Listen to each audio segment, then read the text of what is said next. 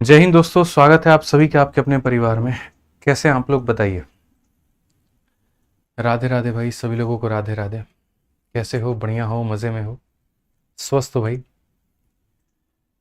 चलो, ये आज हमारा ओरिएंटेशन क्लास है। ओरिएंटेशन कह लीजिए आप इसे, स्ट्रेटजी एंड गाइडेंस कह लीजिए, या आपको जो विचार कहे, जो इच्छा कहे आपकी, आप वो कह लीजिए। आज हमारा चैंपियंस 19.0 बैच मेरे भाई स्टार्ट हो रहा है। आप बोलोगे सर इसको आपने 19.0 क्यों लिखा हुआ है? रीज़न है दोस्त यहाँ पर, क्योंकि इसके पहले मैं 18 बैच पढ़ा चुका हूँ चैंपियंस के। ठीक है, जिससे काफ़ी सारे बच्चे सेलेक्ट हुए हैं, अलग अलग डिपार्टमेंट में हुए हैं। ठीक है, कोई एक्साइज में, कोई एमईए में, कोई अलग अलग में। मैं आपको थोड़ा सा उन बच्चों की तस्वीर भी दिखा देता हूँ। ठीक है, जो हमारे लास्ट बैच के बच्चे थे जो सेलेक्ट हुए थे। ठीक है, आपको ताकि थोड़ी सी अच्छी वाइब्स आए, थोड़ी अच्छी फीलिंग आए यहाँ पे। तो ये देख लीजिए मेरे भाई, जैसे मैं आपको सबसे पहला अभी स्टूडेंट दिखाता हूँ। ये हैं काजल सिंघाल करके, जिनका इंटरव्यू लिया था। और ये अभी रिसेंट में इनका देखो बैच पर भी लिखा हुआ है ना, काजल सिंघाल, यहाँ पे उल्टा में लिखा हुआ है। प्रिवेंटिव ऑफिसर हैं और अभी ये मुंबई में पोस्टेड हैं। अभी इनसे बात भी होती है, इनकी मम्मी से भी बात होती है। शुरू में तो काफ़ी इनकी मम्मी परेशान थी कि ये मुंबई में कैसे रह पाएंगे, दिल्ली की चुकी हैं यहाँ पे, वहाँ कैसे सर्वाइव कर पाएंगे। लेकिन ठीक है, बढ़िया है, नौकरी है तो सब कुछ करना पड़ता है। उसके बाद में जो दूसरी हैं यहाँ पर, वो देखिए आप यहाँ पे, इनका भी नाम काजल है और ये काजल गुप्ता है। ये यहाँ पर दिल्ली में ही पोस्टेड हैं और एक्साइज इंस्पेक्टर ये हैं। ठीक है, हालांकि ये यूपी की हैं और अभी दिल्ली में राइट नाउ पोस्ट हुई हैं। बहुत अच्छा ये भी काम कर रही हैं, बहुत अच्छी स्टूडेंट है। इनका इंटरव्यू भी काफ़ी वायरल गया था।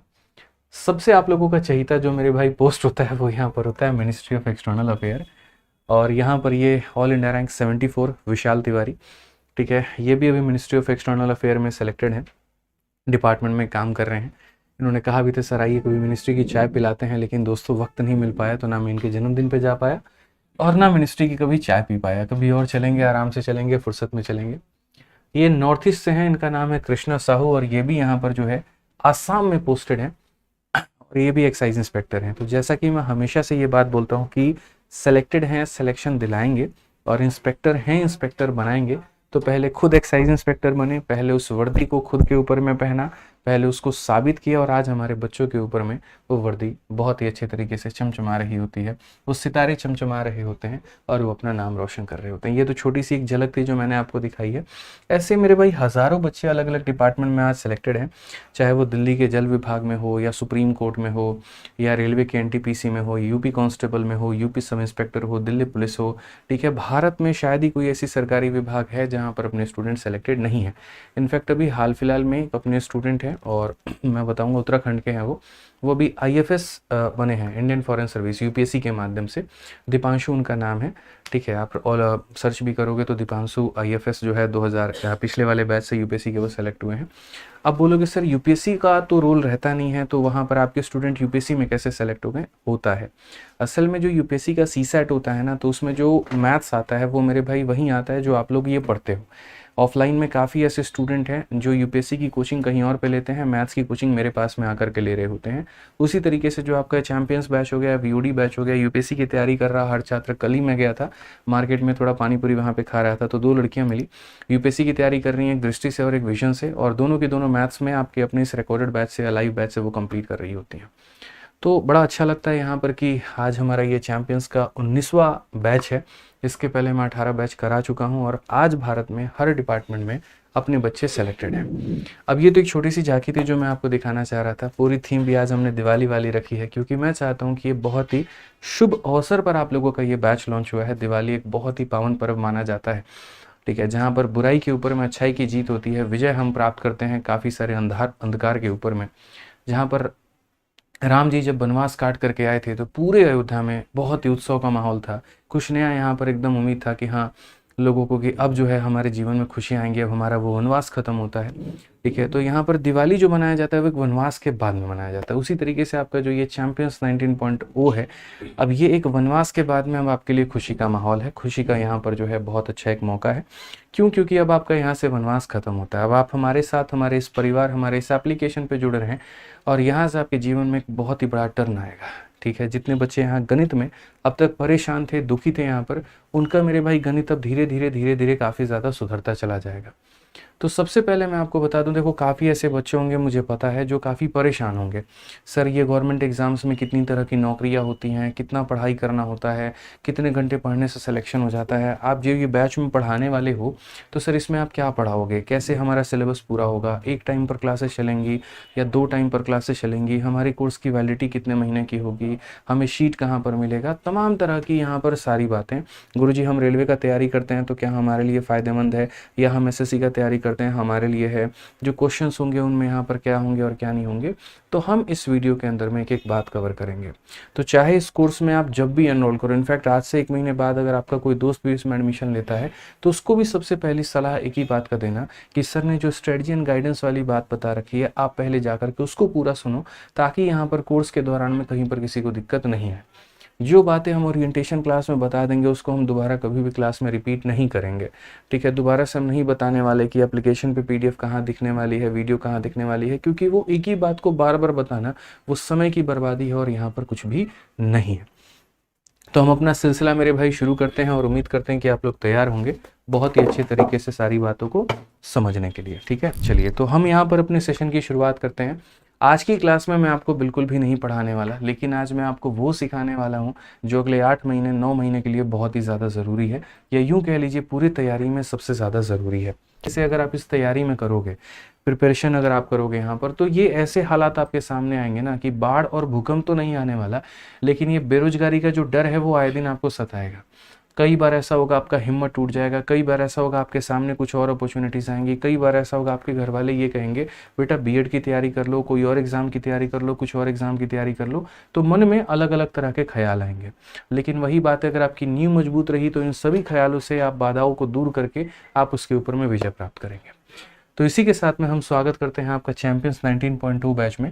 और सबसे पहले यहाँ पर बता दें कि अगर आप इन परीक्षाओं में से किसी एक भी परीक्षा की तैयारी करते हैं तो आप एकदम बिल्कुल सही जगह पर हैं और आपके लिए चैंपियंस 19.2 बैच ही सबसे बेस्ट है, ठीक है। कुछ बच्चे यहाँ ये पूछेंगे सर आपका एक रिकॉर्डेड बैच का भी बहुत नाम सुना हुआ है, तो वो क्या है। तो देखिए मेरे भाई, जैसे रिकॉर्डेड बैच जो बना है ना वो 1 सालों में बना है और वो पूरा पढ़ा करके बना है। कई ऐसे बच्चे हैं जो एक एक दिन में 2-2 3-3 वीडियो देखना पसंद करते हैं, उनके पास में कम समय होता है, तो 2 महीने 3 महीने के अंदर में वो तैयारी करना चाहते हैं तो वो रिकॉर्डेड बैच से कर लेते हैं। लेकिन जैसे मानो हमारे ये छोटे भाई साहब हैं, मान लीजिए इनको तैयारी करना है, इनको अगले अभी ग्रेजुएशन के फर्स्ट ईयर में है, सेकेंड ईयर में है या थर्ड ईयर में है, इनके पास में पूरा 1 साल से ऊपर का समय है, तो इनके लिए रिकॉर्डेड बैच बिल्कुल भी सही नहीं है, फिर इनके लिए लाइव बैच है। तो लाइव बैच इसीलिए आता है ताकि जो बच्चे जिनके पास में आराम से 6 महीने 8 महीने साल भर से ऊपर का वक्त है वो यहाँ पर जुड़ें, डेली के डेली क्लासेस को देखें। जैसे आप स्कूल में रोज़ पढ़ने जाते थे, आप कॉलेज में रोज़ पढ़ने जाते थे, तो वैसे ही इस बैच में आपकी रोज़ क्लासेस चलें, रोज़ के रोज़ आप पढ़ें, रोज़ के रोज़ आप नोट्स बनाएं और उसके आधार पर मेरे भाई आप अपने गणित को सुधारें। तो असल में मैंने जैसे कहा ना कि आज भारत के लगभग हर डिपार्टमेंट में हमारे बच्चे सेलेक्टेड हैं, वो कारण भी है ये लाइव बैच, क्योंकि यहाँ के माध्यम से एसएससी वाले बच्चे जो हैं वो भी पूरा अपना पढ़ाई करते हैं, तैयारी करते हैं। डिफेंस में अगर आप देखोगे तो सीडीएस, सीएपीएफ, एयरफोर्स ये सारा हो गया। रेलवे में ये एनटीपीसी वालों के लिए, एएलपी के लिए, टेक्नीशियन के लिए, आरपीएफ, ग्रुप डी और ये सारा, जैसे भी रेलवे का 2025 का कैलेंडर आया तो वो वाले बच्चे अभी से तैयारी शुरू कर दे तो ज़्यादा अच्छा है। स्टेट एग्जाम्स की बात करें तो ये सभी परीक्षाएं हो गई और अदर परीक्षाएं हो गई यहाँ पे। तो अगर आप इनमें से किसी भी परीक्षा की तैयारी करते हो तो मेरे भाई ये बैच आपके लिए रामबाण साबित होने वाला है, ठीक है। इस बात को समझिए यहाँ पर, क्योंकि यहाँ पर देखिए जितनी भी परीक्षाएं मैंने आपको दिखाई उनमें मुख्यतः सिलेबस आपका क्या होता है। जैसे मैथ्स के 2 भाग होते हैं, एक हम कहते हैं अरिथमेटिक और दूसरा हम कहते हैं एडवांस। तो ये आपका अरिथमेटिक हो गया। अरिथमेटिक में क्या होता है ना, जितने भी क्वेश्चंस होते हैं वो ज़्यादा भाषा के ऊपर में आधारित होते हैं, उनमें थ्योरम्स कम होता है, प्रूफ कम होता है, रूल कम होता है, या यूँ कह लीजिए ना के बराबर। तो ये अरिथमेटिक के मेरे भाई सारे चैप्टर हो गए। अब जो अरिथमेटिक के चैप्टर्स होते हैं ना वो ज़्यादातर स्टेट एग्जाम्स में पूछा जाता है। जैसे यूपी कांस्टेबल का पेपर होगा तो उसमें एडवांस का चैप्टर नहीं पूछा जाएगा, मेंसुरेशन या बाकी डीआई पूछ लिया गया, लेकिन बाकी सारे जो हैं अरिथमेटिक यहाँ पर कॉमन रहता है। जैसे मेरे ऑफलाइन में भी 2 तरह का बैच बनता है, एक अरिथमेटिक का और एक एडवांस का। तो अरिथमेटिक में हमेशा भीड़ ज़्यादा होती है, क्यों? क्योंकि इसमें परीक्षाएं ज़्यादा होती हैं, क्योंकि बहुत ऐसी परीक्षाएं होती हैं जहाँ पर एडवांस मैथ आता ही नहीं है, ठीक है। लेकिन अगर हम एसएससी की, रेलवे की बात करें तो वहाँ एडवांस मैथ आता है, वहाँ पढ़ना जरूरी है। तो अरिथमेटिक में लोगों का ये रहता है सर कौन कौन से चैप्टर एक बार बता देते हैं ना तो हम लिस्ट बना लेते हैं। तो दोस्त यहाँ पर ये सारे आपके चैप्टर हो गए, और ये जो मैंने पीपीटी बनाई है इसकी मैं पीडीएफ आप लोगों को बाद में एप्लीकेशन पे अपलोड करवा दूंगा। तो अभी मेरी बातों को सुनने पर फोकस करना, लिखने पर बिल्कुल भी मत करना, ठीक है। लिखना विखना नहीं है, ये सारा हम दे देंगे, बाद में इसका अच्छे तरीके से नोट्स बनाना होगा तो बना लेना, ठीक। अब उसके बाद बात करते हैं तो सर एडवांस मैथ में कौन कौन सा चैप्टर आता है। तो ये सारे चैप्टर हो गए, जैसे geometry, mensuration, algebra, quadratic equation, उसके बाद में एपीजीपी हो गया, trigonometry, height distance coordinate geometry. ये सारे के सारे चैप्टर आपके कहाँ आते हैं, तो ये एडवांस मैथ में आपका पूछा जाता है, ठीक है। हालांकि देखो जितना वेटेज आपका अरिथमेटिक का होता है दोस्त यहाँ पर, मतलब जितने सवाल, जैसे 25 सवाल हैं, तो ये मान करके चलो 12 से 13 सवाल आपके यहाँ पर इससे आ गए, तो 12 से 13 सवाल के बीच में आपके यहाँ पर इससे आ गए। 50-50% का वेटेज होता है आपके परीक्षाओं में, एसएससी में। इसके अलावा कुछ और चैप्टर्स हैं जो थोड़े से अलग हैं, जो ना अरिथमेटिक में देखने को मिलेगा ना एडवांस में, तो उनको हमने थोड़ा अलग रख रखा है, उनकी कैटेगरी हमने अलग बना दी है। जैसे नंबर सिस्टम हो गया, HCF, LCM, सिंप्लीफिकेशन, सर्ट्स हो गया, DI हो गया, प्रोबेबिलिटी हो गया, और ये टॉपिक्स हो गए, ठीक है। ये बहुत ही बढ़िया तरीके से आपको मेरे भाई यहाँ पर आपका पूरा सिलेबस है। तो मैंने कहा ना, तैयारी करने के पहले ये जानना ज़रूरी है यहाँ पर, ठीक है, कि आपका ये जो सिलेबस है वो कितना है और क्या है। तो काफ़ी सारे बच्चे हैं मेरे भाई यहाँ पर, वो क्या करते हैं, एसएससी की तैयारी कर रहे हैं। अब अगर जैसे मैं पूछूं बच्चे किसकी तैयारी कर रहे हो, एसएससी की, लेकिन बाबू पहले तुमको ये समझना ज़रूरी है कि एसएससी के अंदर में कौन कौन से पेपर होते हैं, ठीक है ना। काफ़ी सारे, जैसे मैं सबसे पहले मैंने जनरल कंपटीशन सोचा था, तो मेरे मन में यहाँ पर ये ख्याल था, यार दिल्ली में ट्रैफिक पुलिस कैसे बनते हैं, जो ये ट्रैफिक पुलिस वाले होते हैं इनकी भर्तियाँ कैसे निकलती हैं, ठीक है। जो सफ़ेद वर्दी वाले होते हैं आप देखोगे यहाँ पर, ठीक है, दिल्ली में जो कांस्टेबल है वो कैसे बनते हैं, कौन सी परीक्षा दे करके बनते हैं। मुझे दिल्ली पुलिस में सब इंस्पेक्टर बनना है, मैं कैसे बनूंगा, बिहार पुलिस में बनना है, कैसे बनूंगा। इनकम टैक्स का तो बहुत नाम सुना है, तो इनकम टैक्स में मेरी एंट्री कैसे होगी वहाँ पे। तो देखिए भारत में यूपीएससी जो एक परीक्षा होती है वो क्या होता है, ग्रुप ए वाले पोस्टों के लिए होता है, जिसके माध्यम से आप आईएएस, आईपीएस, आईएफएस, आईआरएस, आप ये 4 पदों में ज़्यादातर नियुक्त होते हैं। उसके बाद में जो दूसरा आता है वो आता है ग्रुप बी, ठीक है। ग्रुप बी और ग्रुप सी पोस्टों के लिए आपका एसएससी बनाया गया है, जैसे कि इनकम टैक्स इंस्पेक्टर की पोस्ट हो गई। क्योंकि देखिए ऐसे एक प्रशासनिक सेवा है, मैं नहीं चाहता हूं कि आप चीज़ों को रटें। आप ऐसे मान करके चलो कि ये सरकार है और ये सरकार पूरे सिस्टम को चलाना जानती है, चाहती है कि पूरी सिस्टम चले, तो ये किसे नियुक्त करती है, ये सबसे पहले आईएएस लोगों को पकड़ेगी। यहाँ पे कोई भी अगर चीज़ पारित कराना है तो अपने एरिया के डीएम को बोलती है। अब ये डीएम जा करके ग्राउंड लेवल पर खुद काम नहीं करेगा, तो ये किसको बोलता है, एसएचओ को बोलेगा। कोई भी इंफॉर्मेशन होगा, एसएचओ किसको पारित करेगा, तो सब इंस्पेक्टर को, और यहाँ पर एक तरीके से कांस्टेबल को। उसी तरीके से अगर मान लीजिए कोई IRS officer Indian revenue service में, तो वो किसको बोलेगा, तो वो मतलब अपने लेवल के नीचे नीचे नीचे, मतलब एक सबसे निचला स्तर हो गया एक तरीके से डिपार्टमेंट में, मान लीजिए इनकम टैक्स इंस्पेक्टर हो गया, तो उसको बोल रही होती है यहाँ पे इनडायरेक्ट वे में जाते जाते, और उसको सारा चीज़ करना होता है। तो जो इनकम टैक्स इंस्पेक्टर बंदा होता है ना, वो एसएससी के माध्यम से जाता है, और कुछ सालों के बाद में प्रमोशन लेते लेते लेते ये मेरे भाई किसके करीब में पहुंच जाता है, तो यूपीएससी कैडर में पहुंच जाता है। जैसे अगर आज के समय मानिए आप यूपीएससी की तैयारी करेंगे तो आप सीधा इनकम आईआरएस बन जाएंगे या आईएफएस पहुंच जाएंगे। लेकिन अगर मान लीजिए आप वो पेपर की तैयारी नहीं कर रहे हैं और अगर आप एसएससी को एज अ करियर चूज करते हैं, सीजीएल को एज अ करियर अपना चूज करते हैं, तो आप यहाँ पर नौकरी करने के 12 से 13 सालों के बाद में यूपीएससी कैडर में घुस सकते हैं। ये एक बहुत अच्छी बात है जो कम लोगों को पता है। जैसे विदेश मंत्रालय में ही अगर हम बात करें, आप मेरे भाई एएसओ के पद पर चुने जाते हैं और फिर कुछ साल सेवा करने के बाद में, प्रमोशंस लेने के बाद में, ठीक है, कमेंट दिखाई सर, प्रमोशंस करने के बाद में फिर जो है आप यूपीएससी कैडर में चले जाते हैं। ऐसे ही सभी विभागों में लगभग ये हो रहा होता है। तो जैसे मैंने कहा ना कि सबसे उच्च जो पद होता है वो ग्रुप ए का होता है, उसके बाद में आता है ग्रुप बी का। ग्रुप बी में जैसे सीजीएल सबसे बड़ा हो गया आपका, इसके माध्यम से कुछ हाईफाई नौकरी अगर हम बता दें तो इनकम टैक्स इंस्पेक्टर का हो गया, जो कि सबसे ज़्यादा बच्चों में डिमांड रहता है। दूसरा मिनिस्ट्री ऑफ एक्सटर्नल अफेयर का हो गया, और तीसरा अगर हम बात करें यहाँ पर तो आपका एक्साइज हो गया, कस्टम्स हो गया, प्रिवेंटिव हो गया। मन में लोगों की ये भी रहती है कि यार इनमें ऊपर की कमाई बड़ी होती होगी, तो देखो मैं बताऊं, ठीक है, इनकम टैक्स में एक टाइम पर बहुत ज़्यादा ऊपर की कमाई होती थी। कारण भी था यहाँ पर, क्योंकि सारी चीज़ें लगभग मतलब जैसे मानो एक इनकम टैक्स इंस्पेक्टर को ये पता था कि वो किसके घर पे रेड मार रहा है या वो किसके फाइल को चेक कर रहा है। लेकिन आज के समय थोड़ी ट्रांसपेरेंसी खत्म हो गई है। अगर मैं एक इनकम टैक्स इंस्पेक्टर हूँ तो कंप्यूटर में मैं सारी चीज़ें मेरे भाई काम कर रहा हूँ, लेकिन मुझे ये नहीं पता कि ये जो लूपहोल किया है वो किस व्यक्ति ने किया, उसका एड्रेस क्या है, ठीक है। तो लगभग पता नहीं होने के कारण पर वहाँ पर थोड़ी ये कम प्रेफरेबल हो जाती है। लेकिन जिनको ईमानदारी से काम करना है, ठीक है, उनको इसका चक्कर नहीं पड़ता, वो अपने जीवन में एक अच्छी नौकरी के लिए सोच रहे होते हैं। तो आज जैसे पहला दिन है, मैं आपको छोटी सी एक बात बताता हूँ। देखो, एसएससी सीजीएल में सबसे हाई सैलरी वाली जो पोस्ट होती है वो डबल एओ की होती है, असिस्टेंट ऑडिट ऑफिसर, और उसकी जो नियुक्ति होती है वो राष्ट्रपति के माध्यम से होती है, जिसे ग्रुप बी और गैजेट ऑफिसर का भी पद कहा जाता है। हालांकि इस बार डबल एओ के सारे पोस्ट रद्द कर दिए गए थे, सारी वैकेंसियां रद्द कर दी गई थी, तो इस बार डबल एओ की पोस्ट नहीं है 2024 में, और ऐसा पहली बार हुआ है। इसके पहले जो है मेरे भाई डबल एओ का पोस्ट होता था। डबल एओ की अगर आप तैयारी कर रहे हो ना, तो डबल एओ के लिए जो हम पढ़ाएंगे वो तो पढ़ना पड़ेगा, बाद में कुछ और सब्जेक्ट होते हैं उसके बारे में हम साथ में देख लेंगे। मेरे से अगर आप पूछेंगे कि सर सबसे बढ़िया नौकरी सीजल की कौन सी है, तो राइट नाउ एएसओ इन एमई है। मतलब सीजल जब क्वालिफाई करोगे ना, तो एएसओ इन एमई है। जैसे हमारा ये स्टूडेंट है विशाल तिवारी करके, एमईए के पद पर है मेरे भाई, तो ये एमईए वाला जो पोस्ट है ये सबसे बढ़िया है। अब आप बोलोगे सर ओरिएंटेशन क्लास में हमने नहीं सोचा था कि आप पोस्ट डिटेल बताओगे। ठीक है, मैं बता रहा हूँ क्यों। मैंने क्या कहा कि अगले 8 से 9 महीने जिस ट्रैक पर आप चलने वाले हैं उसकी शुरुआत हमें आज करनी पड़ेगी। हमारा नींव जितना मजबूत होगा ना, हमारा मेरे भाई बिल्डिंग भी उतनी मजबूत बनेगी। अगले 8-9 महीने तो हम आपको पढ़ाएंगे ही, कौन सी ये ज्ञान की बातें बताएंगे, लेकिन आज आपको इसीलिए बता रहे हैं ताकि आपका पहले विजन क्लियर हो। मैं ये नहीं चाहता हूँ यहाँ पर कि मेरी चिकनी चुपड़ी बातों में आप मेरे कोर्स के लिए बहुत ज़्यादा मोटिवेट हो जाएं, क्योंकि पता है क्या होगा, हो सकता है आप मेरे भाई मेरी बातों से इन्फ्लुएंस होकर के मेरे कोर्स में एनरोल भी कर लो, लेकिन क्या पता आपका सपना कुछ और बनने का था और एक दिन की पढ़ाई में, एक हफ्ते के बाद में या 1 महीने के बाद में आप मेरे भाई एसएससी ही ड्रॉप आउट कर दो। तो पहले तो आपको ये समझना जरूरी है कि क्या ये सरकारी नौकरी आपके लिए है, और अगर है तो कौन सा है। क्योंकि मैं बच्चों को पहले दिन ही ये बात बोलता हूँ कि बेटा एक पोस्ट मेरे भाई फिक्स कर लेना तुम, और उस पोस्ट को अपने नाम के आगे मेरे भाई लगा लेना। अगर तुम्हें एमईए बनना है तो अपने नाम को आज ही एप्लीकेशन पे एडिट करके एमईए राहुल लिख लेना। अगर तुम्हें इनकम टैक्स इंस्पेक्टर बनना है तो आईटीओ जो है मनीष लिख लेना। इससे क्या होगा ना कि डेली के डेली आप भी उस चीज़ को फील कर पाओगे कि हाँ यार ये मेरी मंजिल है, ये मेरा मुकाम है, और इसके बिना मैं रुकूंगा नहीं, इसके बिना मैं थकूंगा नहीं, मुझे यहीं पर जाना है, मुझे यहीं पर पहुंचना है, और जब तक मैं यहाँ पहुंच ना जाऊं तब तक मैं सांस नहीं लूंगा।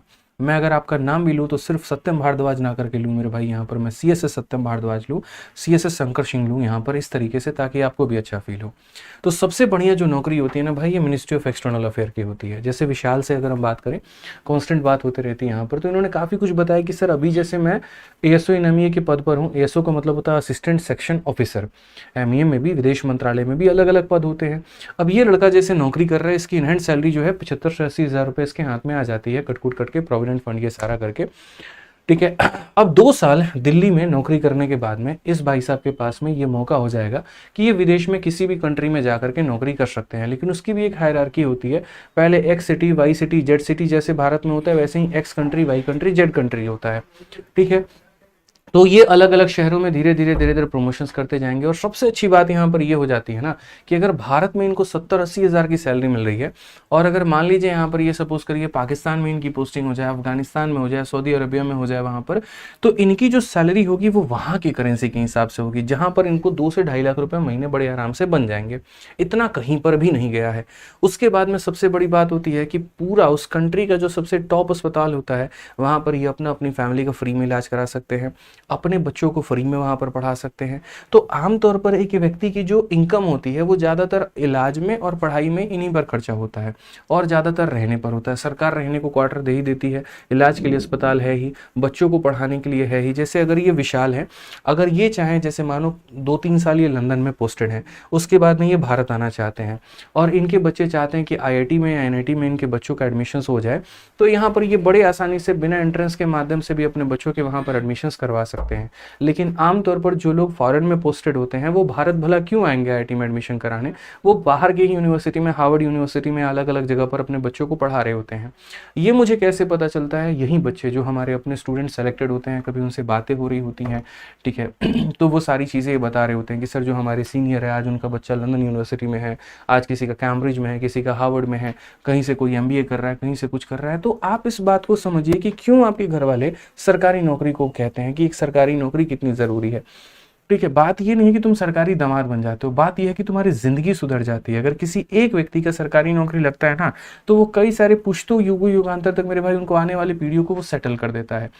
अपनी तो लाइफस्टाइल सुधारता ही सुधारता, अपनी पिछली जनरेशन, अपनी अगली जनरेशन, आने वाले हर व्यक्ति का मेरे भाई लाइफस्टाइल वो बना देता है। तो इसलिए सरकारी नौकरी का बहुत महत्व हो जाता है। और ये चीज़ें सोचिए आप कितनी आसानी से प्राप्त कर सकते हैं। अगर आप अगले 1 साल एक बढ़िया कैलिबर, एक बढ़िया डेडिकेशन के साथ में आप नौकरी करेंगे ना, मतलब पढ़ाई करेंगे ना, तो ये नौकरी आपको मिल जाएगी। तो और क्या चाहिए आपको ये बताइए। इसीलिए मैं आपको बोलूँगा कि पहले दिन ही अपना विज़न ये बना लो कि सर हमें जो है इस एग्ज़ाम के लिए पढ़ना है, तरीके से पढ़ना है, बहुत अच्छे से पढ़ना है, मैं कोई कसर नहीं छोड़ूंगा। आज ये बच्चे जितने डिपार्टमेंट में सेलेक्टेड हैं, ये भी इसी तरीके से पहली बार आपके साथ ही इसी तरीके से कैमरे में जुड़े हुए थे, इसी तरीके से हमारे बैच में जुड़े थे। कोई चैंपियंस 5.2 का था, कोई 6.2 का था, कोई 10.2 का था, इस तरीके से करके, और उसके बाद में यहाँ पर ये आज ये अलग अलग विभाग में नौकरी कर रहे हैं। तो अगर हम बात करते हैं तो सबसे पहले हम एसएससी के बारे में जानते हैं, जिसके बारे में हमने आपको इतने सारे पद बताएं। तो सबसे पहले उसके बारे में समझिए कि एसएससी कौन कौन सी परीक्षाएं लेती हैं और उसमें यहाँ पर कौन कौन से सब्जेक्ट होते हैं। तो एसएससी की लगभग जितनी परीक्षाएं जीडी को छोड़ करके, उनमें यहाँ पर 4 सब्जेक्ट होते हैं। मैथ होता है, इंग्लिश होता है, रीजनिंग होता है, जीएस होता है। ये चारों सब्जेक्ट आपको मेरे भाई आ रहा होता है। बाद में मेंस में जाकर के कंप्यूटर जुड़ जाता है, जो कि क्वालिफाइंग होता है। ठीक है, तो हम बता दें, हालांकि जीडी में एक हिंदी हो गया आपका पेपर, वो आप दे सकते हो इंग्लिश के जगह पे, वो एक अलग बात है। और स्टेनो का जो पेपर है उसमें मैथ्स नहीं आता है, मैथ्स के सब्जेक्ट के अलावा बाकी सारा आता है। अब अगर हम बात करें यहाँ पर, तो जैसे सीजल एक पेपर है जो कि ग्रेजुएशन के बाद में आप दे सकते हैं। सीएचएसएल है जो कि 12th लेवल के बाद में दे सकते हैं। सीपीओ के माध्यम से दिल्ली पुलिस में या आईटीबीपी में कुल मिलाकर के 5-6 विभाग होता है। जैसे सबसे पहले दिल्ली पुलिस हो गया, सीआईएसएफ हो गया, सीआरपीएफ हो गया, आईटीबीपी हो गया। ठीक है, इन सभी जगह पर आप यहाँ पर सब इंस्पेक्टर के पद पर नियुक्त होते हैं। ये वर्दी वाली नौकरी होती है, स्पेशली इसमें बिना वर्दी का कोई नौकरी होता ही नहीं है सीपीओ में। उसके बाद में यहाँ पर एमटीएस का पोस्ट हो गया, एसपी का मतलब सिलेक्शन पोस्ट हो गया। ये बड़ा मतलब विचित्र सा है, इसकी तो बात ही अलग है यहाँ पे। और जीडी आपको पता ही है पारामिलिट्री वाला होता है। ये भी पूरा जीडी जो होता है वर्दी वाला होता है, बिना वर्दी का कोई नौकरी नहीं होता है। अगर हम सभी परीक्षाओं की यहाँ पर बात करें तो इनमें अगर आप यहाँ देखोगे तो हम यहाँ बोलेंगे कि सर इसमें 25 क्वेश्चन हो गए, और यहाँ कितने नंबर का हो गया, 50 नंबर का आपका ये पेपर हो गया। सीएचएसएल में 25 सवाल आते हैं, 50 नंबर का। सीपीओ में 50 सवाल आते हैं, 50 नंबर का होता है। तो मैंने पूरा सभी परीक्षाओं का यहाँ पर वेटेज लिख दिया हुआ है कि टीयर 1 में कितने क्वेश्चन आ गए। अच्छा, किन में यहाँ पर मेंस होता है, तो 2 ही परीक्षाएं जिनमें मेंस होती है, बाकी यहाँ पर किसी और में मेंस कहीं पर भी नहीं होता। होता भी है तो उसमें मैथ्स नहीं आता है, जैसे सीपीओ में होता है बट मैथ्स नहीं आता है। तो सीजीएल और सीएचएसएल की बात करें तो इनके मेंस में 30-30 सवाल आते हैं, 90-90 नंबर के, और सिलेबस वही है जो मैंने आपको दिखाया हुआ है। ठीक है, अब यहाँ पर बात करते हैं कि सर ये एसएससी का हो गया, लेकिन मैं एसएससी का छात्र हूं, जैसे मानो सीजीएल सीएचएसएल का पूरा थोड़ा डिटेल में समझना है, तो कैसे होगा, क्या होगा। तो पहले मैंने एसएससी के सारी परीक्षाओं का बता दिया। अब थोड़ा आइए एंटर करिए और सीजीएल और सीएचएसएल को थोड़ा बढ़िया तरीके से समझिए। जैसे सीजीएल कंबाइंड ग्रेजुएट लेवल और CHSL combined higher secondary level, मेरे भाई यहाँ पर ये ग्रेजुएशन लेवल के बाद में आप दे सकते हैं, और ये 12th कर लिया है आपने तो आप इसके लिए एलिजिबल हैं। हमने एसएससी की 2 ही परीक्षाएं दी थी, एक सीपीओ पे बाद में दिया था। इसमें मेरा ऑल इंडिया रैंक 114 है, 50-50-50 मेरे मार्क्स थे।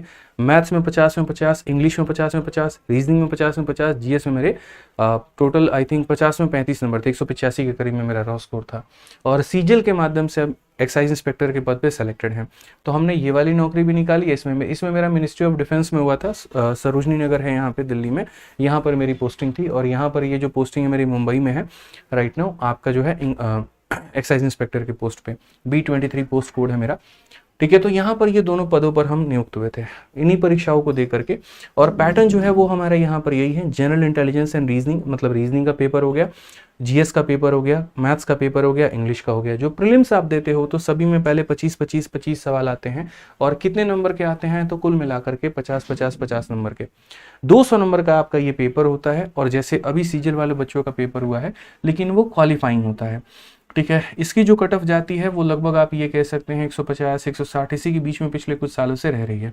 हालांकि जो कट ऑफ होती है ना वो 2 चीज़ों पर आधारित होती है कि एक उस साल की वैकेंसी कितनी है, और दूसरा कहीं ना कहीं अगर हम बात करें यहाँ पर तो पेपर का लेवल क्या है। ठीक है, पेपर जो होता है वो ऑनलाइन होता है, ऑफलाइन कुछ भी नहीं, ओएमआर शीट का कहीं कोई चक्कर नहीं है, 60 मिनट का होता है। और जो बच्चे पीडब्ल्यूडी वाले हैंडीकैप्ड हैं उनके लिए थोड़ा सा अलग से रिलैक्सेशन होता है, तो हम उसको कंसिडर अभी नहीं करेंगे। आप अगर मेरे से पूछेंगे सर प्रीलिम्स में कितना स्कोर करने पर हम सेफ जोन में हैं, तो मेरे भाई एटलीस्ट आपको रॉ स्कोर आपका 150 प्लस होना चाहिए। मैं ये बच्चों को पहले दिन से बोल करके चलता हूँ, क्योंकि वही बात है, फिर तुम्हारा अगर मंजिल क्लियर नहीं है तो फिर कैसे काम करोगे। बाद में भी दिक्कत क्या होगी, जैसे अभी कुछ स्टूडेंट हैं, सर मेरे 144 आए हैं, लेकिन फरहान सर वाली वीडियो देखिए, उन्होंने कहा कि यहाँ पर तुम्हारा नहीं होगा। अब क्या होता है, सिर्फ 1 नंबर से 2 नंबर से वो 1 साल पीछे चले जाते हैं। तो शुरू से ही अपने आप को जितना मेरे भाई पुशअप करके चलोगे उतना अच्छा होगा। और पहले दिन एक चीज़ मैं दिमाग में बिठा दूँ मेरे भाई, यहाँ पर सिलेक्शन सिर्फ और सिर्फ यहाँ पर एक सब्जेक्ट को बेहतर करने से नहीं होगा, चारों सब्जेक्ट में महारत हासिल करनी पड़ेगी, चारों में बहुत अच्छे नंबर लाने पड़ेंगे, तब जाकर के आप एक सिलेक्टेड कैंडिडेट बन पाएंगे। पेपर 1 जब आप क्वालिफाई कर लेते हैं तो उसके बाद में आपको पेपर 2 में आता होता है मेंस का पेपर देना होता है। जो ये मेंस का आपका पेपर हो जाता है तो इसमें यहाँ पर क्या होता है, फिर से वही चारों सब्जेक्ट होते हैं, लेकिन उनको थोड़ा अलग अलग तरीके से विभाजित कर दिया जाता है। जैसे अगर हम बात करें मैथ्स को लेकर के, तो मैथ्स और रीजनिंग का पेपर एक ही साथ में होता है, जिसे सेक्शन 1 हम बोलते हैं। 1 घंटे का ये पेपर होता है। 30 सवाल मैथ के आते हैं, 30 सवाल रीजनिंग के आते हैं। यहाँ पर हर एक सवाल का 3-3 नंबर का हो जाता है। प्रीलिम्स में हर सवाल 2 नंबर का होता है, नेगेटिव मार्किंग 0.5 की होती है। यहाँ पर हर एक सवाल 3 नंबर का होता है, नेगेटिव मार्किंग 1/3 होती है यहाँ पे, ठीक है। फिर जैसे ये मॉड्यूल खत्म होता है आपका, मतलब ये सेशन खत्म होता है, तुरंत मेरे भाई दूसरा सेशन आ जाता है, जिसमें इंग्लिश और जीएस का आपका पेपर हो रहा होता है। इंग्लिश के 135 नंबर का पेपर होता है, 45 सवाल आते हैं, और जीएस के 25 क्वेश्चन आते हैं 75 नंबर के। ये भी 1 घंटे का पेपर हो रहा होता है। जो मेन मेरिट बनती है वो इसी के ऊपर में बनती है। कुल मिलाकर के बात करें तो यहाँ पर आपका जो पेपर है वो कितने नंबर का हो गया आपका, तो मेरे भाई यहाँ पर ये जो है 18-18 360 नंबर का पेपर हो गया। अब ये जो 360 नंबर का पेपर हो गया तो आपको इसी में स्कोर करना होता है। इसी में किसी के 330 आते हैं, किसी के 340 आते हैं, 350 आ रहे होते हैं यहाँ पर, ठीक है। 18-18-36 बिल्कुल मेरे भाई यहाँ पर। और उसके बाद में कंप्यूटर का जो ये पेपर हो रहा होता है ना, यहाँ पे ये कंप्यूटर की अगर हम पेपर की बात करें दोस्त यहाँ पर, तो ये कंप्यूटर का पेपर बस 60 नंबर का होता है, क्वालिफाइंग होता है, इसमें कहीं पर कोई स्कोर नहीं करना होता। आपने जैसे अभी देखा कि सर जो एमईए वाला पद है या फिर और जो पदें हैं यहाँ पर, उनमें हमें कितना स्कोर करना होगा, तो मेरे भाई यहाँ पर उनमें अच्छा मतलब आप जितना से ज़्यादा, जैसे 320 330 पे तो स्टार्टिंग पोस्ट आपको मिलती है, टैक्स असिस्टेंट का पद आपको मिलता है, फिर उसके बाद में इनकम टैक्स इंस्पेक्टर, उसके बाद में और ऊपर, उसके बाद में और ऊपर, तो जितना बढ़िया नंबर होगा उतना बढ़िया पोस्ट होगा। अब एक चीज़ और बता दूं मेरे भाई, यहाँ पर आज के समय दिक्कत क्या है, दिक्कत मैं आपको बताता हूँ जैसे क्या है। जैसे ये काजल का मैं आपको थोड़ा सा एग्जाम्पल दिखाता हूँ, और यहाँ पर ये काजल हो गई, काजल सिंगाल नाम है इनका। अब दिक्कत क्या हो गया कि जैसे ये लड़की बहुत मेहनत की, नौकरी भी मिला, प्रिवेंटिव ऑफिसर चाहती थी, मिल भी गया, डिपार्टमेंट भी चाह रही थी, इसको चाह रही थी कि यहाँ पर दिल्ली मिले। हालांकि दिल्ली में प्रिवेंटिव ऑफिसर नहीं होता है, टोटल कुल मिलाकर के 7 जगहों पर भारत में प्रिवेंटिव ऑफिसर की नियुक्तियां होती हैं, और वो सातों के सातों कोस्टल एरिया में, क्योंकि जहाँ पर समंदर है वहीं पर इनकी पोस्टिंग होगी। समंदर या एयरपोर्ट 2 जगह पर इनका हो रहा होता है, ठीक है। तो अगर हम बात करें यहाँ पर, अब जैसे क्या हुआ, इनके थोड़े से नंबर कम रह गए, तो इनको पोस्टिंग कहाँ की लेनी पड़ी, मुंबई की। अब एक सिचुएशन इनकी ज़िंदगी में ऐसा आया कि वहाँ पर ना रहने के लिए इनको सही पीजी मिल रहा था, ना वहाँ का इनका खाना सूट कर रहा था, ना वहाँ की लाइफस्टाइल इनको सूट कर रही थी। तो उसके बाद में क्या हुआ कि इनकी मम्मी जी ने ये कहा कि मेरी बेटी सलामत रहे, मैं वही चाहती हूँ, नौकरी ना करे, वो अलग बात है यहाँ पे। और एक हालात ऐसा रहा कि ये नौकरी छोड़ने के लिए मजबूर हो चुकी थी।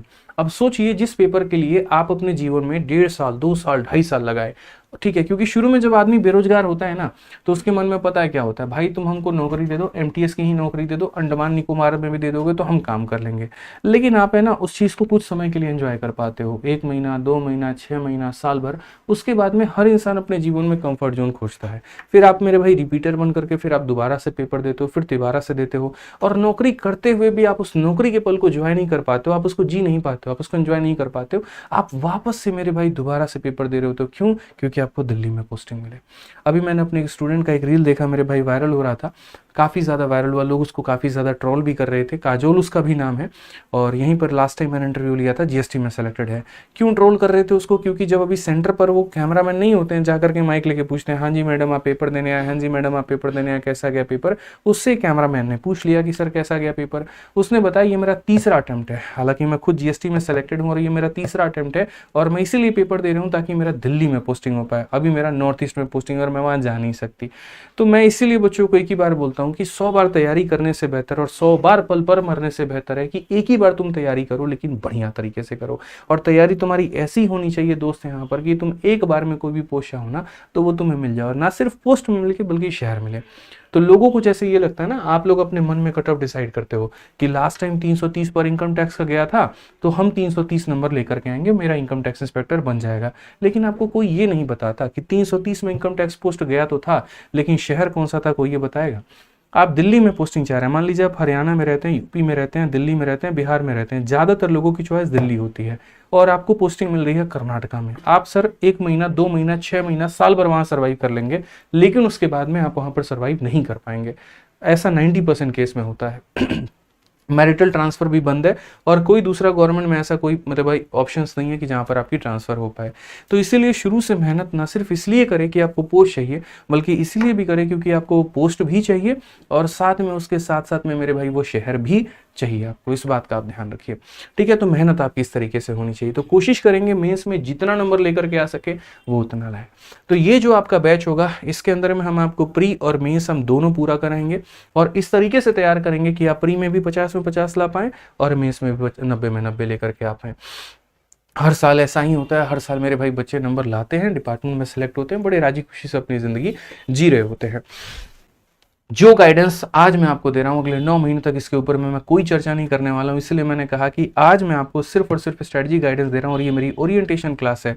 इसके बाद में अगले 8 से 9 महीने तक सिर्फ और सिर्फ हम लोग पढ़ाई करेंगे, इसके बारे में हम कोई चर्चा नहीं करेंगे। अगर आपको दोबारा से कभी डाउट हुआ, मेरी इसी वीडियो को प्ले करके देख लेना, बस इतना कहूंगा मैं। सीपीओ में जो कि मेरे भाई सारे के सारी वर्दियाँ, सारे के सारे जो पोस्ट होते हैं वर्दी वाले होते हैं, उनमें भी यही 4 सब्जेक्ट होते हैं, बस क्वेश्चंस की संख्या डबल हो जाती है, लेकिन मार्क्स हमारे वहीं 200 रहते हैं। इसमें प्री क्वालिफाइंग नहीं होता, इसमें प्री का नंबर 200 नंबर का पेपर होता है और आपको देना होता है, ठीक है। उसी के आधार पर मेरिट बनती है, फिर उसको क्वालिफाई करते हो, फिर फिजिकल होता है तुम्हारा, और तब जा करके फिर मेंस होता है जिसमें इंग्लिश का पेपर होता है, ठीक है। ऐसे ही यहाँ पर सीडीएस की परीक्षा हो जाती है। ये पीडीएफ हम आपको दे देंगे, तो आप इसको देख लीजिएगा। मैंने खुद मेरे भाई सीडीएस हमने 3 बार निकाला हुआ है, और ऐसे ही फिर आपकी रेलवे की और बाकी सभी परीक्षाएं हो जाती हैं। अब परीक्षाएं तो इतनी हैं कि अगर मैं एक एक खोल के दिखाने लगा तो शायद सुबह से लेकर के शाम हो जाएगा, ठीक है। क्योंकि ये मुझे कैसे पता, आप भी बोलोगे गुरुजी आप इतना ज्ञान रखे हुए हैं, कैसे पता है? मेरे भाई हमने तैयारी की है, हमने मेरे भाई है ना, ऐसा नहीं रहा कि हमने पेपर दिया और हम फेल हो गए तो हम मास्टर बन गए। सबसे पहली बात, हमने पहले उस पद को साबित किया।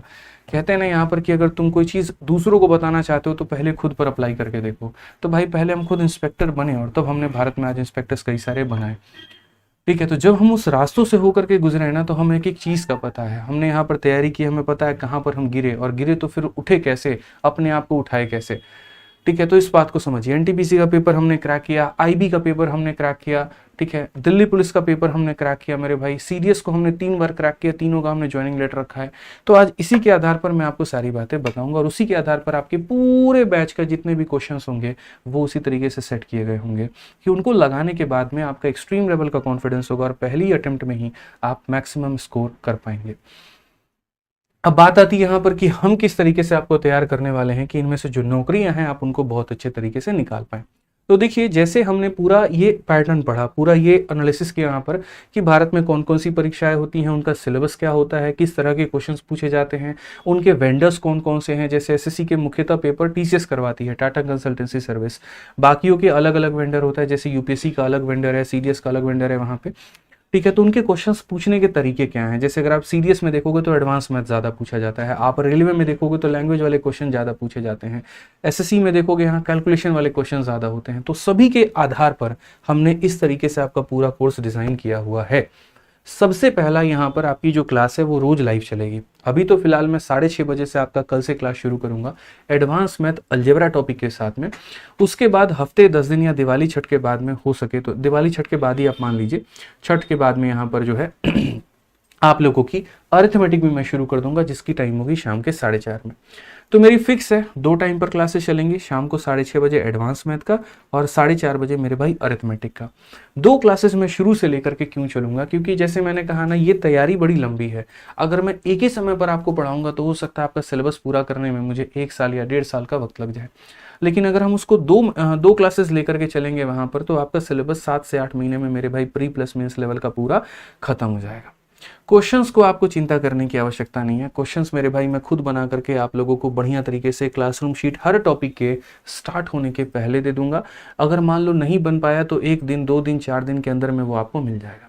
जो क्वेश्चंस हम आप लोगों को क्लासरूम शीट में दे रहे होंगे उनमें सभी परीक्षाओं के सवाल होंगे, एसएससी के, बैंकिंग के, रेलवे के, डिफेंस के, लेकिन जो टैग हम इस्तेमाल करेंगे वो एसएससी वाले पेपर्स का ही करेंगे, बाकियों के टैग हटा देंगे क्योंकि वो खिचड़ी बन जाता है, बहुत ज़्यादा पन्ना कवर कर लेता है और उससे बच्चों को फोटोकॉपी कराने में खर्चा ज़्यादा निकल करके आता है। ठीक है, ये है कि मेरे शीट के लगाने के बाद में आपका कोई भी एग्जाम का अगर आप तैयारी कर रहे हैं, आप उसकी प्रीवियस ईयर की किताब उठा करके बनाइए, आपसे सारे सवाल बनेंगे।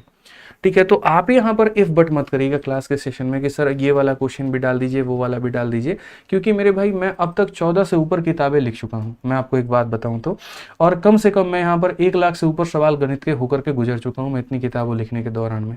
तो मुझे अच्छे से यहाँ पर पता है कि कौन सा क्वेश्चन किस परीक्षा में कब पूछा गया था, कहाँ पूछा गया था, और मैंने जो शीट में क्वेश्चन डाले हैं वो कौन से डाले हैं और कहाँ डाले हैं।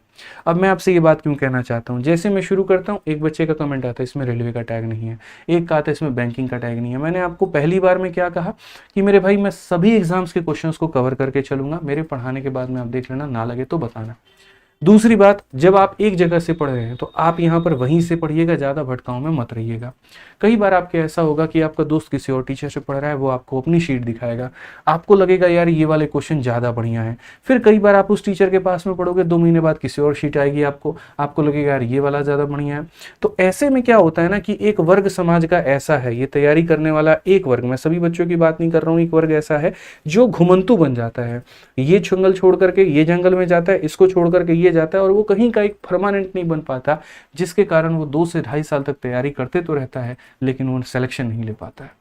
कभी भी इस बात को याद रखना, जहां पर भी पढ़ो, जिस भी टीचर से पढ़ो, एक बार पहले उससे पूर्ण रूप से अपना सिलेबस खत्म करो।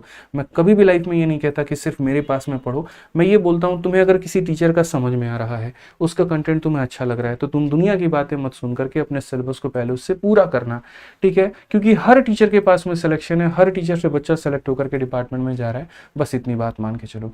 और बेस्ट का कहीं पर कोई अंत नहीं होता है। अगर iPhone 15 बेस्ट था ना, तो उसके बाद में उसको iPhone 16 वालों ने तोड़ दिया, फिर 17 ने तोड़ दिया, फिर 18 तोड़ेगा, फिर 19 आएगा, फिर 20 आएगा। तो बेस्ट का क्या है, हर दिन इंसान काम कर रहा है बेटर वर्जन अपना निकालने के लिए, तो बेस्ट की कभी कोई अंत नहीं होती है।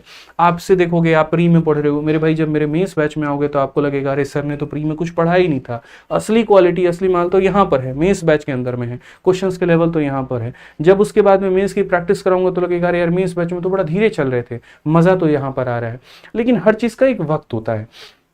अभी आप बिगनर हैं, और अगर आप बिगनर है तो मैं ये मान करके चल रहा हूँ कि आपका नया नया जन्म हुआ इसमें, तो पहले हम आपको चलाना सिखाएंगे, फिर उसके बाद में दौड़ाना सिखाएंगे, और जब आप दौड़ेंगे ना तो आपको भगाना सिखाएंगे। तो इसीलिए पहले दिन में ही यहाँ पर हम सब एक्सपेक्ट करके नहीं चलेंगे। चैंपियंस बैच किसके लिए आता है, जो बिगनर होता है, जो बेसिक वाला बच्चा होता है, जिसको सब कुछ आ रहा है, तो वो यहाँ से नहीं पढ़ता है, वो रिकॉर्डेड बैच लेकर के 2x की स्पीड में कवर कर लेता है, या वो मेंस बैच में एंटर कर जाता है, वहाँ पर जो मेंस की तैयारी करनी होती है। तो जब मेरे भाई मुझे आपको शून्य लेवल से सिखाना है, जब मैं आपको ये शब्द इस्तेमाल करता हूँ जीरो टू हीरो, जब मैं जीरो मान करके वहां से उठाऊंगा, तो यानी मैं सब कुछ पढ़ाऊंगा। इसलिए पेशेंस रख करके पढ़ना पड़ेगा और टोका टाकी नहीं करनी होगी। हर टॉपिक के पढ़ाने के बाद में हम क्लास नोट्स आपको दे देंगे, लेकिन फिर भी हम ये आग्रह करेंगे आपसे कि आप अपना खुद का क्लास नोट्स बनाएं तो ज्यादा बेहतर होगा। खुद के क्लास नोट्स में क्या होता है कि जब आप चीज़ों को लिखते हो ना, जैसे देखो क्वेश्चन वाली जो शीट है वो हम तुम्हें दे देंगे, तो क्वेश्चन वाली शीट मेरे भाई ऐसे आपको मिल जाएगी। देखो ये हमारे सामने फोटोकॉपी है, तो इस तरीके से प्रिंटेबल पीडीएफ पूरा का पूरा आपको हम दे देंगे। आप चाहो तो उसको प्रिंट करवा करके रखो, चाहो तो अपने मोबाइल में पीडीएफ के फॉर्मेट में रखो। तो हर चैप्टर के औसतन 150 से 200 क्वेश्चन होंगे, सारे एग्जाम्स को वो कवर कर रहे होंगे। जब पहला टॉपिक अपलोड करूंगा तो आप देख लेना। उसके बाद में लिखने के बाद में जब वो चैप्टर खत्म हो जाएगा, ये शब्द इस्तेमाल कर रहा हूं, जब वो चैप्टर खत्म हो जाएगा तब उसके नोट्स आपको हम दे देंगे। क्यों यहाँ पर, ताकि कई ऐसे बच्चे होते हैं जो नोट्स बनाना पसंद करते हैं तो वो खुद का बना लेते हैं, और बहुत ऐसे होते हैं जो नहीं बनाना चाहते हैं तो वो इस नोट से अपना रिविजन कर सकते हैं। अब ये तो हो गया कि पहला कदम हम आपको पढ़ाएंगे, फिर उसके बाद शीट देंगे, फिर नोट दे देंगे, आपका हो गया। फिर उसके बाद में अब यहाँ पर क्या होगा, तो देख लीजिए क्या होता है कई बार कि मानिए जैसे 150 क्वेश्चन थे, मैंने पढ़ा दिया। अब बच्चे के मन में ये आता है कि सर मेरा है ना आपकी शीट के क्वेश्चन तो मैंने लगा दिए, लेकिन जब प्रीवियस ईयर का क्वेश्चन लगाते हैं ना तो फंस जाते हैं। कुछ क्वेश्चन ऐसा होगा जो मेरे भाई बार बार फंसोगे, ठीक है, मॉक टेस्ट दोगे तब फंसोगे। तो उनके लिए क्या करना होता है, नए सवाल प्रैक्टिस करने होते हैं। इसीलिए हम लोग क्या करते हैं, बच्चों के लिए यहाँ पर एप्लीकेशन के अंदर में एक प्रैक्टिस शीट भी दे देते हैं और सॉल्यूशन के साथ में इसको देते हैं कि अगर मानो पढ़ाने के बाद में तुम्हें खुद से कुछ सवाल लगाने हैं तो ये लो एक दूसरी शीट, इस शीट के साथ में ये तुम्हारी एक और शीट मिलेगी, इस शीट को मैं क्लास में करवाऊंगा और ये शीट तुम्हारे होमवर्क के लिए मैं दे दूंगा मेरे भाई यहाँ पर। ठीक है, इसको तुम बढ़िया तरीके से प्रैक्टिस कर लेना, अपने हिसाब से मेरे भाई लगा लेना, फंसोगे तो सॉल्यूशन देख लेना। क्या होगा, इससे तुम्हारा गणित और बेहतर होगा। ठीक है, और उसके बाद में यहाँ पर एप्लीकेशन के अंदर में हर एक चैप्टर का टेस्ट भी दे दिया जाता है ताकि शुरू से आप ऑनलाइन मोड में अपने आप को ढाल सको। ठीक है, शुरू से आप चैप्टर के टेस्ट के माध्यम से आप अपने आप को प्रिपेयर कर पाओ और टाइमर के साथ में आपकी अलाइनमेंट लग पाए। अब बहुत ऐसे बच्चे होते हैं जो प्रैक्टिस शीट ना लगा करके वो हमारी जो अभी किताब आई एसएससी मैथ्स वो उससे प्रैक्टिस करना पसंद करते हैं, तो आप यहाँ पर उससे भी कर सकते हैं, कोई दिक्कत नहीं है। तो शुरू से अगर हम आपको बात बताएं तो जैसे आपको पढ़ाने के लिए जो मैं शीट दूंगा वो इनफ है, और प्रैक्टिस करने की जब बात आएगी तो आप प्रैक्टिस करने के लिए आप अपनी एसएससी मैथ की किताब का इस्तेमाल कर सकते हैं। ठीक है, जो अफोर्ड कर सकते हैं वो ये 280 रुपये 290 रुपये में आपको ऑनलाइन मिल जाएगी, 279 में है इसकी, फ्लिपकार्ट पर आप वहाँ से मंगा लीजिएगा। और अगर मान लीजिए कि अफोर्ड नहीं कर सकते हैं तो प्रैक्टिस शीट हम आपको दे देंगे। तो पहली बात देखिए, आपको फ्री में चाहिए तो मेरे भाई यहाँ पर प्रैक्टिस शीट आप डाउनलोड करके आप वहाँ से कर लेना। और अगर आपको किताबों की आदत है, पीडीएफ से पढ़ने की आदत नहीं है, मैं फिर से रिपीट करता हूँ, कई लोग ऐसा बोलते हैं नहीं सर तो है किताब अपना प्रमोट कर दिया, ऐसी बात नहीं है। सुनो मेरी बात, पीडीएफ से पढ़ सकते हो तो पीडीएफ एप्लीकेशन में तुम्हें दे रहे हैं। और अगर मानो मेरी भाई यहाँ पर कि पीडीएफ से नहीं पढ़ सकते, बहुत लोगों को पीडीएफ नहीं, किताब रंगने की आदत होती है, लिखने की आदत होती है, क्वेश्चंस को बनाने की आदत होती है, तो वो फिर प्रीवियस ईयर की एक ही किताब और वो यहाँ पर एसएससी मैथ को मंगा करके प्रैक्टिस कर सकते हैं। आपको कोई और पब्लिकेशन, कोई और कुछ लेने की आवश्यकता नहीं है, इसीलिए क्योंकि सभी से बेस्ट यहाँ पर ये है और ये मैं नहीं, अभी धीरे धीरे बच्चे बता रहे हैं, तो ये हो जाएगा आपका। यानी ओवरऑल मैथ्स में जो चीज़ें चाहिए होती हैं वो ये कि एक कंसेप्ट को सीखना, वो हमने आपको समझा दिया इस क्लास के अंदर में। उसके बाद में दूसरा जो चाहिए होता है प्रैक्टिस करना, वो आपको classroom sheet plus practice sheet दोनों करवा देती है, ये एसएससी मैथ भी करवा देती है। उसके बाद में टेस्ट दे करके अपने स्पीड को बढ़ाना, हमने उसके ऊपर में भी काम कर दिया। तो मैंने क्या किया था, शुरू में ही पेपर में नोट डाउन किया था कि बच्चों को कहाँ कहाँ पर परेशानियाँ आती है। कंसेप्ट की दिक्कत आती है, मैं क्लास से सॉल्व कर दूंगा। कैलकुलेशन की दिक्कत आती है, वो प्रैक्टिस करके कर लेंगे। नए सवालों से भिड़ना नहीं आता तो वो मेरे भाई किताब या फिर अपना प्रैक्टिस शीट लगा करके सॉल्व कर लेंगे। अब उसके बाद भी डाउट आएगा, तो डाउट आएगा तो मेरे से कैसे कनेक्ट करोगे, तो मैंने मेरे भाई डाउट का भी सॉल्यूशन निकाला। और डाउट के लिए क्या किया कि हर चैप्टर के खत्म होने के बाद में मैं मेरे भाई ये क्वेश्चन आंसर का डाउट ले लूंगा। हालांकि मैं कोशिश करता हूँ इस तरीके से पढ़ा दूं कि आपको डाउट आए ही नहीं। तो क्लास के क्वेश्चंस के अगर डाउट हुए तो वो एक डाउट सेशन के माध्यम से मैं खत्म कर दूंगा। लेकिन अगर यहाँ पर प्रैक्टिस शीट का कोई डाउट है या एसएससी मैथ का कोई डाउट है, वो कैसे हैंडल करोगे। तो हर एक बैच का अपना एक ग्रुप बना रखा है, उस ग्रुप में मेरे भाई 30 से 40 एडमिन हमने बना रखे हैं जो सेलेक्टेड हैं अलग अलग डिपार्टमेंट में हैं, और वो आपके क्वेश्चंस के सॉल्यूशन दे देंगे। तो जैसे आपका ये बैच बनेगा ना, तो इसके अंदर में एक टेलीग्राम ग्रुप ऐड कर दिया जाएगा। ठीक है, और जब ये ऐड कर दिया जाएगा तो उसके बाद में जनाब आप उसको ज्वाइन कर लीजिएगा। वो सिर्फ पेड वाले बच्चों के लिए होगा, प्राइवेट ग्रुप होगा, उसमें आप जब भेजोगे अपने डाउट्स तो आपको उसका आंसर वहां से मिल जाएगा। ठीक है, कोशिश करना अगर किसी और का डाउट है तो आप उसके सॉल्यूशन दे पाओ तो ज़्यादा बढ़िया होगा। इस तरीके से हम पूरा एक माहौल बना करके कॉम्पैक्ट एक एनवायरनमेंट में हम आपकी पूरी तैयारी करवाने वाले हैं। ठीक है, अब ये जो कोर्स आप ज्वाइन कर रहे हैं इसका जो वैलिडिटी होने वाला है ये 2 साल होने वाला है। ठीक है, जब से यहाँ पर आप एनरोल करोगे उस दिन से 2 साल के बाद में ये एक्सपायर कर जाएगा। बात करते हैं कंप्लीट सिलेबस कब तक होगा, तो 8 से 9 महीने। उसके बाद में डाउट का समाधान कैसे होगा, क्लास की जो डाउट होंगे वो हम लेकर के खत्म कर देंगे। इसके अलावा का जो डाउट होगा वो टेलीग्राम से खत्म हो जाएगा। नोट्स कैसे बनाना है ये क्वेश्चन आता है, तो देखिए जब हम पढ़ा रहे होंगे अगर आप उसके साथ के साथ नोट्स बना ले तो बेहतर है। और अगर आपको लग रहा है कि नहीं आप थोड़ा धीरे हैं गणित में, तो आप मेरे भाई मेरे पढ़ाते वक्त में सारे शब्दों के ऊपर में मेरा फोकस करना, और बाद में दोबारा से जब वो वीडियो 2 से 3 घंटे के बाद में प्रोसेस होकर के आ जाएगी तब नोट्स बना लेना। अभी जैसे मानो मैं पढ़ा दूंगा, तो ये नहीं कि जैसे मानो कोई बच्चा चाह रहा है कि मैं दोबारा से क्लास को देख लूं, तो एकदम इंस्टेंट से तुम्हारा क्लास नहीं चल जाएगा। 2 से 3 घंटे के बाद में ये अमेजन के सर्वर पर जाता है, वहाँ प्रोसेस होता है, फिल्टर आउट होता है और वापस वहाँ से एप्लीकेशन पर आ जाता है। तो अगर किसी क्लास को आपको देखना हो लाइव क्लास के खत्म होने के बाद में, तो वो 2 से 3 घंटे के बाद में आप उसको देख पाएंगे। कभी भी जितनी बार भी चाहे आप उतनी बार भी देख सकते हैं, इसके ऊपर में कोई रोक टोक नहीं है कि 3 बार 4 बार ही देखो, ऐसा कोई रोक टोक नहीं है। ठीक है, मॉक टेस्ट देना कब से स्टार्ट करें ये भी हम आपको बैच के दौरान में बीच बीच में भी गाइडेंस देते रहेंगे, तो वहाँ हम आपको बताएंगे। प्रैक्टिस कैसे करें बता दिया था, या तो हम जो प्रैक्टिस शीट देंगे वहाँ से कर लेना, या यहाँ पर इस किताब को मंगा लेना। हालांकि देखो ये किताब एक ही जगह पर सस्ती मिलेगी, वो है फ्लिपकार्ट, बाकी अमेजन पर भी थोड़ा महंगा मिलेगा, बाकी दुकानों पर भी मिलेगा। तो इसका इंग्लिश अलग है, हिंदी अलग है, दोनों किताबें अलग अलग में। ये SSC मैथ्स हो गई हिंदी में और वो इंग्लिश में हो गई यहाँ पर, ठीक है। तो आप उस तरीके से मंगा करके आप फ्लिपकार्ट से अपनी तैयारी कर लेना। यहाँ पे प्रतिदिन कितने घंटे की सेल्फ स्टडी आवश्यक है, अगर आप वाकई में जो पोस्ट मैंने दिखाए हैं, अगर आप मेरे भाई उसको लेना चाहते हैं तो कम से कम आपको 8 से 9 घंटे का सेल्फ स्टडी देना होगा। क्योंकि सिर्फ मैथ नहीं, आपको इंग्लिश पर भी फोकस करना है, रीजनिंग पर भी करना है, GS पर भी करना है। शुरू में अगर आप बहुत ज़्यादा कंफर्टेबल नहीं हो पाएंगे तो आप 3 सब्जेक्ट की कोशिश करिएगा कि एटलीस्ट हम 3 सब्जेक्ट तो लेकर के चलें। जैसे अगर हम बात करते हैं यहाँ पर, तो आप मैथ्स हो गया, इंग्लिश हो गया, रीजनिंग हो गया, शुरू के 15 दिन, 20 दिन, 1 महीने तक आप इन 3 सब्जेक्ट को पढ़ो, ताकि बर्डन बहुत ज़्यादा आपके ऊपर में ना आ जाए। क्योंकि मैंने कहा ना, सिर्फ पढ़ना ज़रूरी नहीं है, उस पढ़ाई के साथ साथ में मेरे भाई यहाँ पर उसको रिवाइज करना, उसको प्रैक्टिस करना, वो भी बहुत ज़रूरी है। ठीक है, जब थोड़ा सा कंपैटिबल हो जाओगे तब उसके बाद में करंट अफेयर भी स्टार्ट कर लेना, स्टैटिक GK भी स्टार्ट कर लेना और GS भी स्टार्ट कर लेना। ये सबसे बेस्ट वे होता है। मैं ऐसे ही ऑफलाइन में बच्चों को बता रहा होता हूँ कि इस तरीके से करोगे तो तुम्हारा प्रॉपर एक टाइम मैनेजमेंट हो पाएगा।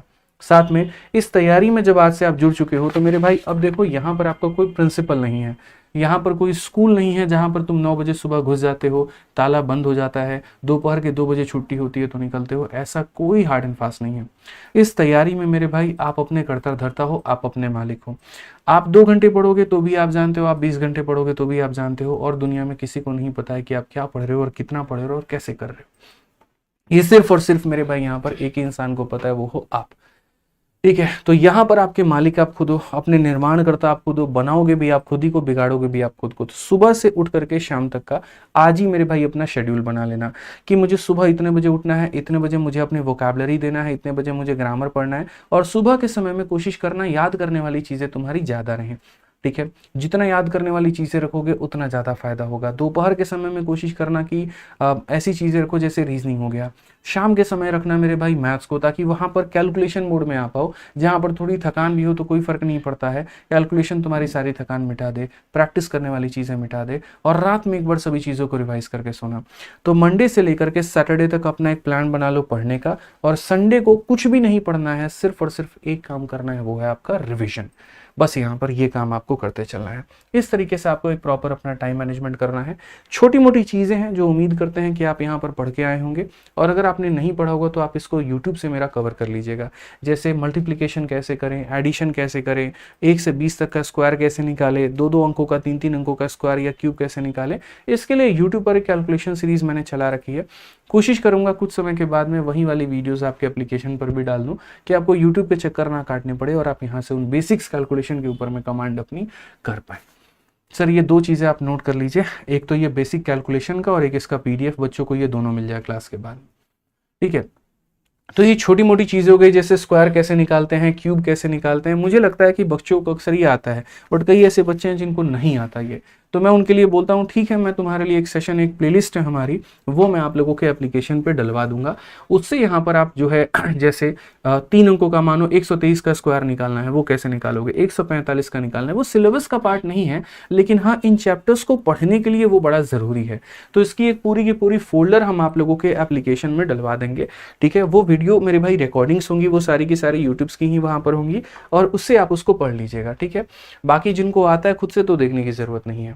अब इसके बाद में देखो यहाँ पर अभी जो आपका ये बैच है मेरे भाई, उसकी जनरली क्या रहती है, फीस रहती है 999, और मैं आपको बता रहा हूँ 1 नवंबर के बाद में इसकी जो फीस है वो 999 रुपये हो जाएगी, 2 नवंबर से हो जाएगी। लेकिन अभी चूंकि दिवाली और छठ का समय है और ऑफर चल रहा है, तो ये 699 में आपको ये अवेलेबल हो जाएगा। ठीक है, तो जितने बच्चे अभी हमारे साथ में जुड़ रहे हैं वो 699 रुपये में ये मैथ्स का बैच ले सकते हैं, चैंपियंस 19.2, और उसके बाद में मेरे भाई इसकी फीस 999 हमारी हो जाएगी।